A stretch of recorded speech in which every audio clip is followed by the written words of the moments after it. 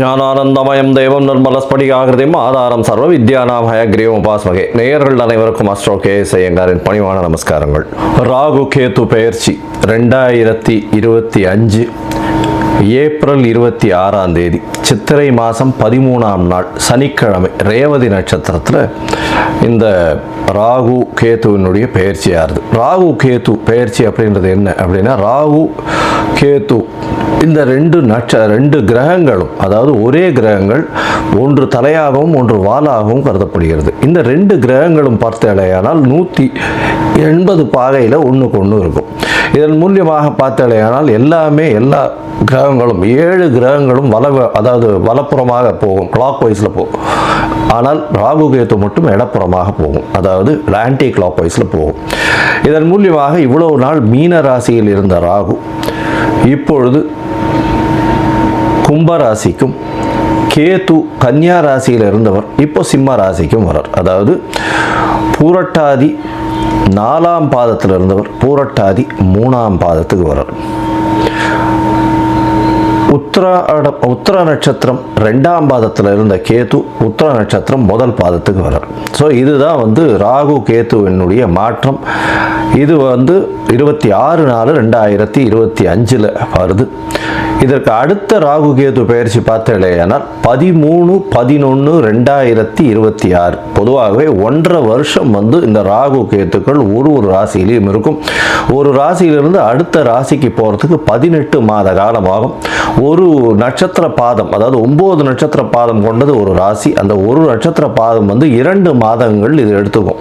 இந்த ராகு கேது ரெண்டுமே பார்த்தேனால் துர்கிரகங்கள், அதாவது அசுப கிரகங்களாக சொல்லக்கூடியது. அதாவது பாம்பே வலியுது அப்படின்னு சொல்லக்கூடிய அளவுக்கு எல்லாவற்றையும் பிடித்து பீடித்து ஆட்கொள்ளக்கூடிய பாம்புகள். ராகுவை விட கேது மிகவும் கொடுமையானது. இது ராகு கேத்துவினுடைய தன்மை.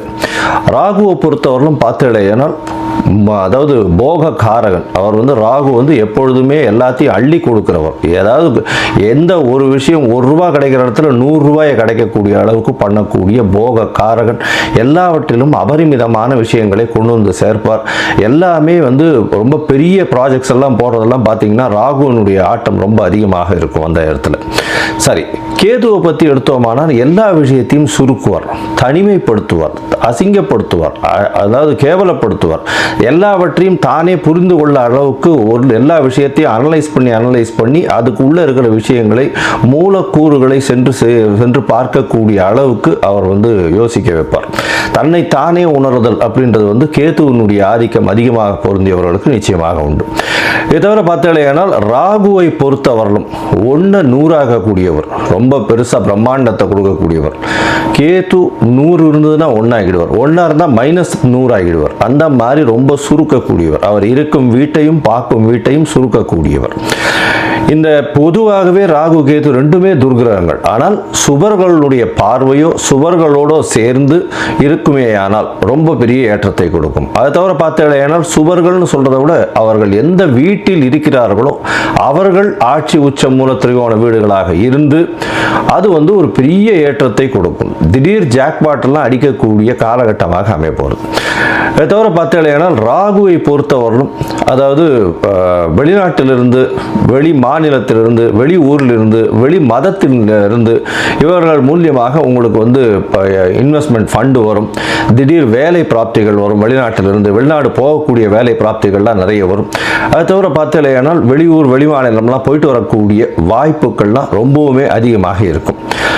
ஆனால் கேத்துவை பொறுத்தவரையிலும் பார்த்தேனால் கேத்துவுக்கு பொதுவாகவே பார்க்கும்போது அது மருத்துவ கிரகம்னு சொல்லக்கூடியது. மருந்து, அதை தவிர மயக்க நிலையை உருவாக்கக்கூடியது, மயக்க மருந்து, இந்த மாதிரியான விஷயங்கள், போதை வஸ்துக்கள், போதை தரும் இடத்துலையே ஒரு இடத்த விட்டு வெளியில் போகாமல் இருக்கக்கூடியது. ராகுவும் போதை தருவார். போதைக்கு உண்டான பொருட்களுக்கு உண்டானது இது பண்ணுறது, ட்ரக் டிராஃபிக்கிங் இதெல்லாம் பண்ணுறதுக்கும் ராகு வேணும். கேது அந்த மூலப்பொருளாக இருப்பார். அதுதான் ரொம்ப விஷயம். 2 பேருமே எல்லாருமே ஒரே இடத்துல வருவாங்க, ஆனால் கொஞ்சம் கொஞ்சம் மாறுபடுவாங்க. ரொம்ப ஜாகிரதையாக அதை வந்து கணக்கு பண்ணணும். அது தவிர பார்த்தேனால் அதாவது இந்த பில்லி சூன்யம் ஏவல் ஒருத்தரை வந்து பயமுறுத்துறது இந்த மாதிரியான விஷயங்கள் எல்லாம் கேத்துவனுடைய ஜாலங்கள் அதிகமாக இருக்கும். ராகுவை பொறுத்தவரைக்கும் அவர் சொல்லி அடுத்தவங்க கேட்டு மயக்க வைக்கக்கூடிய அளவுக்கு அந்த கரும்பாம்பு செம்பாம்புன்னு சொல்லுவாங்க. ராகுவை கரும்பாம்புன்னு கேத்துவை செம்பாம்புன்னு சொல்லுவாங்க. ராகுவுக்கு பார்த்தீங்கன்னா 18 வருஷம் இந்த விம்சோத்தரி திசையில் கொடுத்துருக்காங்க. கேத்துவுக்கு 7 வருஷம் கொடுத்துருக்காங்க. 18 வருஷத்தில் ஒருவருக்கு ராகு நல்லபடியாக இருந்து சுவர்களால் பார்க்கப்பட்டு அவர்களுடைய இருந்த இடத்தினுடைய வீட்டினுடைய அதிபதி ஆட்சி உச்ச மூல திரிகோணம் திக்பலம் இந்த மாதிரியான விஷயங்கள் அடைந்திருந்தாரே ஆனால் நல்ல ஒரு யோகத்தை அந்த காலகட்டத்தில் கொடுப்பார். இப்போ பார்த்தேனால் இந்த ராகு கேத்துக்கு பார்த்தீங்களேனால் ராகுக்கும் கேத்துவுக்கும் சிறு சிறு அதாவது பிரச்சனைகள் இருக்குமே ஆனால் அவர்கள் இருக்கும் இடத்தின் மூலியமாக பிரச்சனை இருக்குமே ஆனால் அவர்களுக்கு என்ன எளிய பரிகாரம் செய்யலாம் அப்படின்றத பார்க்கும்பொழுது ராகுவுக்கு எளிமையான பரிகாரம் அப்படின்னு சொல்லக்கூடியது ராகு காயத்ரி. ராகு காயத்ரி அப்படின்றத சொல்றோம்னா ஓம் நாகத்வஜாய வித்மஹே பத்மஹஸ்தாய தீமஹி தன்னோ ராகு பிரச்சோதயாத். நான் திருப்பியும் சொல்கிறேன். ஓம் நாகத்வஜாய வித்மஹே பத்மஹஸ்தாய தீமஹி தன்னோ ராகு பிரச்சோதயாத் அப்படின்றது ராகு காயத்ரியும். கேதுதா காயத்ரி அப்படின்னு சொல்லக்கூடியது ஓம் அஸ்வத்வஜாய வித்மஹே சூலஹஸ்தாய தீமஹி தன்னோ கேது பிரச்சோதயாத் அப்படின்றதையும், அதாவது திருப்பியும் சொல்கிறேன். ஓம் அஸ்வத்வஜாய வித்மஹே சூலஹஸ்தாய தீமஹி தன்னோ கேது பிரச்சோதயாத் அப்படின்றது ஒரு நாளைக்கு ராகுவினுடைய காயத்ரி 7 முறையும் கேதுவினுடைய காயத்ரி 4 முறையுமாவது சொல்வதன் மூலியமாக ராகு கேத்துவுக்கு செய்யக்கூடிய எளிய பரிகாரமாக சொல்கிறோம். அது தவிர பார்த்தேன்னா ராகு கேத்துவுக்கு வேற என்னென்ன அப்படின்னா ராகுவுக்கு உண்டான கடவுளாக சொல்லக்கூடியது வந்து இந்த பத்ரகாளி, மிகுந்த கோபத்தில் இருக்கக்கூடிய ஆக்ரோஷத்தில் இருக்கக்கூடிய கடவுள்கள். அது தவிர பத்ரகாளி, அதுக்கப்புறம் பார்த்தேன்னா இந்த இது ஐயனார் அந்த மாதிரியான இதுவில் சொல்லுவோம். அது தவிர பார்த்தேன்னா இந்த பிரத்யங்கரா இவங்கள்லாம் ராகுவுக்கு உண்டான தெய்வங்களாக சொல்லக்கூடியது.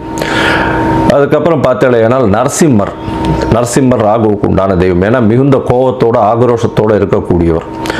இதெல்லாம் வந்து இந்த தெய்வங்கள் எல்லாமே வந்து ராகுவுக்கு உண்டான பரிகார ஸ்தலங்களாக இந்த தெய்வங்கள் இருக்கக்கூடிய இடத்த இது பண்ணலாம். அது தவிர பார்த்தேனால் இவர்களுக்கு எலுமிச்சம்பழம் மாலை, எலுமிச்சம்பழம் இதில் வந்து நல்லெண்ணெய் விட்டு இது ஏற்றுறது, எண்ணெய் விட்டு திரி போட்டு விளக்கு ஏற்றுறது. அது தவிர பார்த்தேனால் பூசணிக்காயை 2ஆக கட் பண்ணி அதில் இருக்கிற சதப்பத்தை எடுத்துட்டு எண்ணெயை விட்டு ஏற்றுறது. இதெல்லாம் வந்து ராகுவுக்கு உண்டான தோஷங்களை நிவர்த்தி செய்யக்கூடியது, ராகுவுக்கு உண்டான எளிய பரிகாரங்களாக சொல்லக்கூடியது.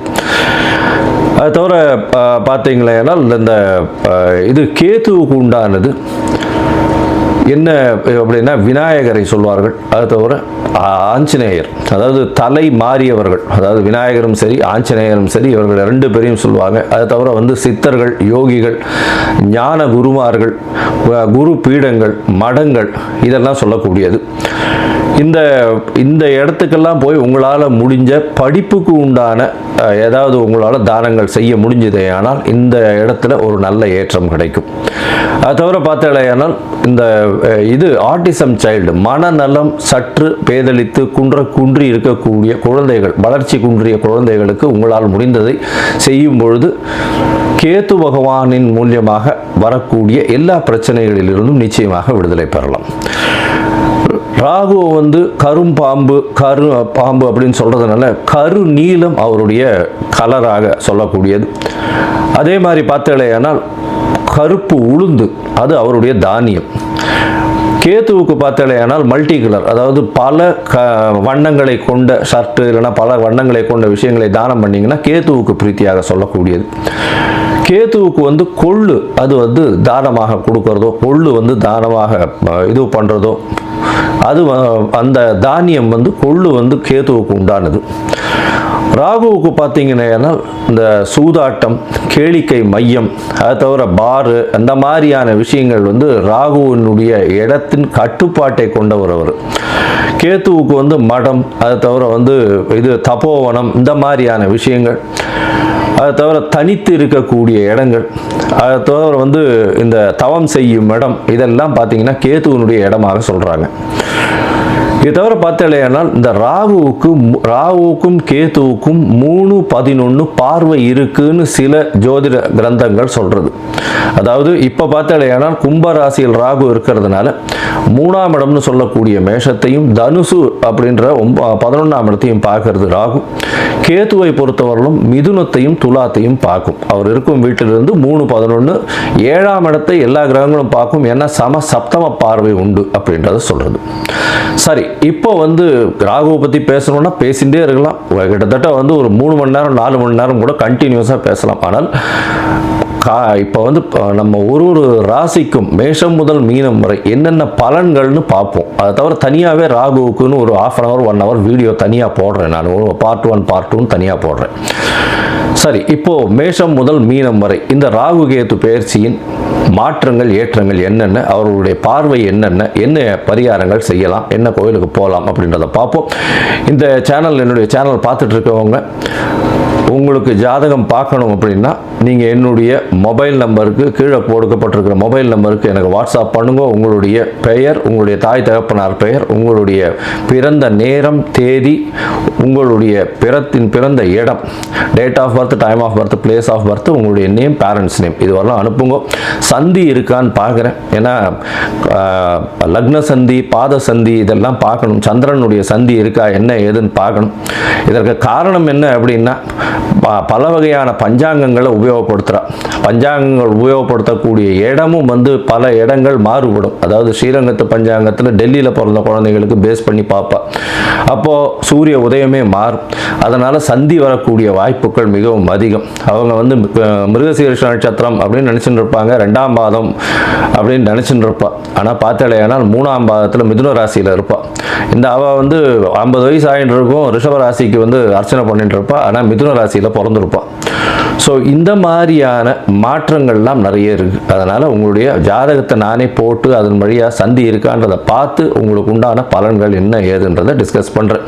அதற்குண்டான கட்டணம் என்னன்றது போடுறேன். அந்த கட்டணத்தை செலுத்திட்டு நீங்கள் அப்பாயின்மெண்ட் எடுத்துக்கோங்க.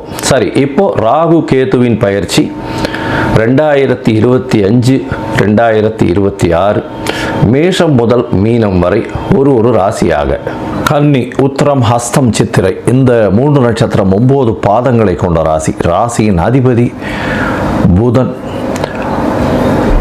இந்த ராகு கேதுவின் பெயர்ச்சி எந்த அளவுக்கு இந்த கன்னியா ராசிக்கு இருக்குன்றதை பார்ப்போம். ராகு பகவான் கேது பகவானும் 26/4/2025 உங்களுடைய ராசிக்கு 7ஆம் இடத்துல இருந்த ராகு உங்களுடைய ராசிக்கு 6ஆம் இடத்துலையும், ராசியிலேயே இருந்த கேது ராசிக்கு 12ஆம் இடத்துக்கும் போகிறார். இதன் மூலியமாக வரக்கூடிய விளைவுகள் என்ன அப்படின்னு பார்க்கும்பொழுது, 6ஆம் இடத்தில் போய் ராகு உட்கார்றது அபரிமிதமான யோகத்தை கொடுக்கும். எல்லா விஷயங்களிலும், எல்லா விதமான போட்டிகளிலும் உங்களுக்கு வெற்றி வாகை சூடக்கூடிய வாய்ப்புகள் நிச்சயமாக உண்டு.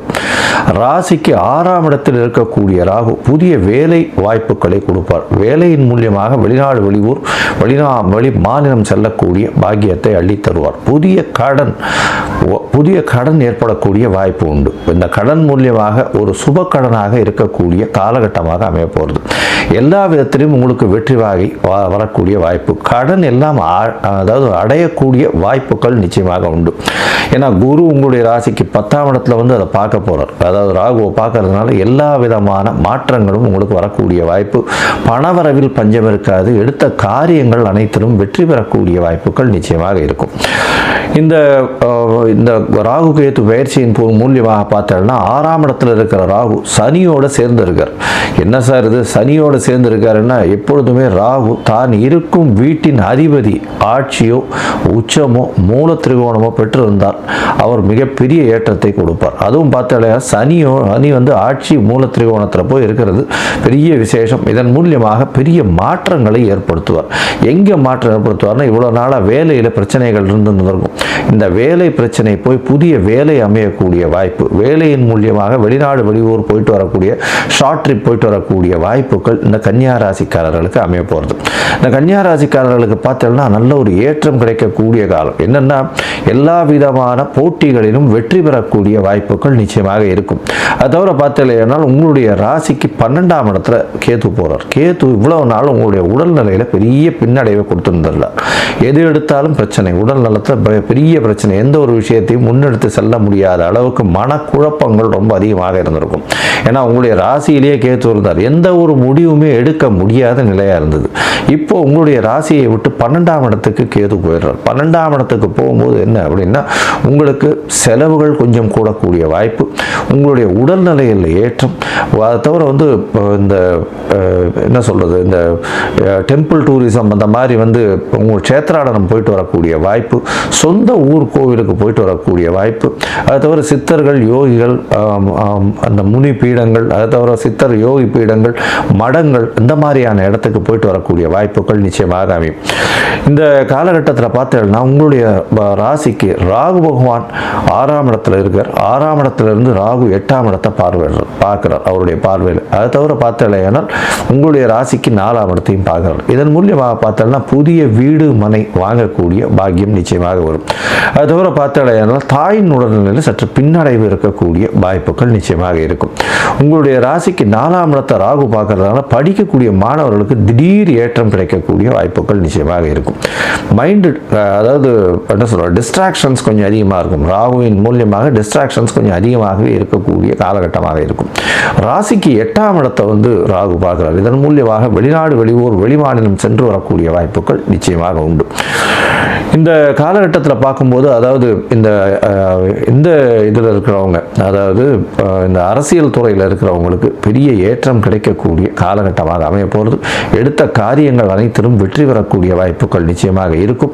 அது தவிர பார்த்தீங்கன்னா இந்த தொழிலதிபர்களுக்கு பெரிய ஏற்றம் இருக்கும். அது தவிர புதிய முடிவுகள் எல்லாமே நல்லபடியாக எடுப்பீங்க.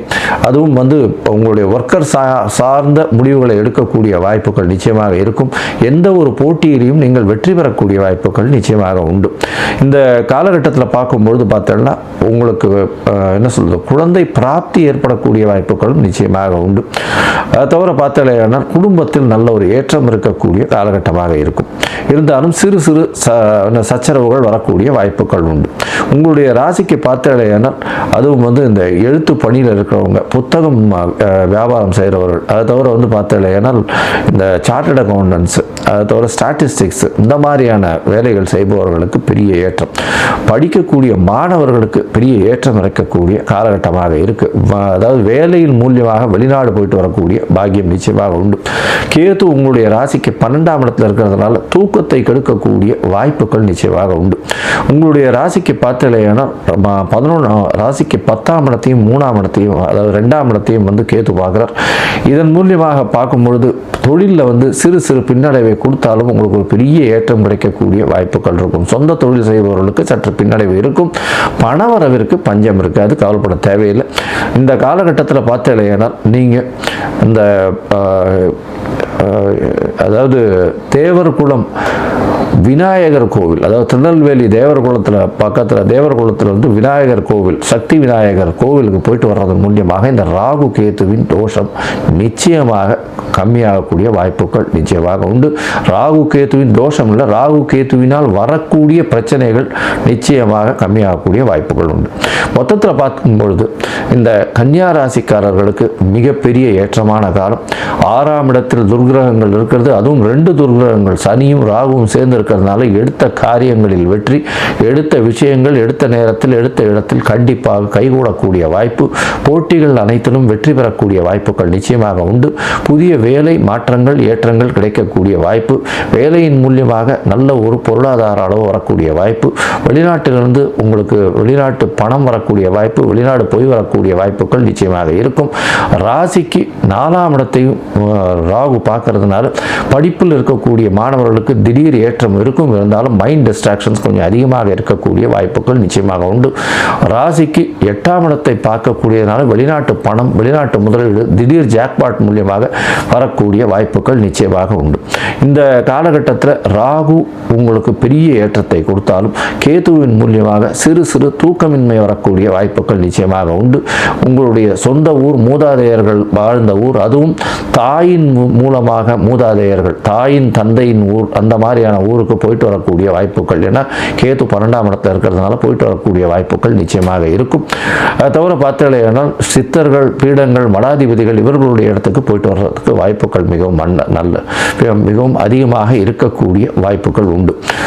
இந்த காலகட்டத்தில் திருநெல்வேலி அருகில் இருக்கக்கூடிய தேவர்குளம் அந்த சக்தி விநாயகரை போய் வணங்கிட்டு வர்றது மூலியமாக ராகு கேதுவின் மூலியமாக வரக்கூடிய பிரச்சனைகள் நிச்சயமாக சூரியனை கண்ட பனி போல் விலகக்கூடிய வாய்ப்புகள் உண்டு. உங்களுக்கு 95 விழுக்காடுகள் மாற்றங்கள் ஏற்படக்கூடிய வாய்ப்புகள் நிச்சயமாக இருக்கும்.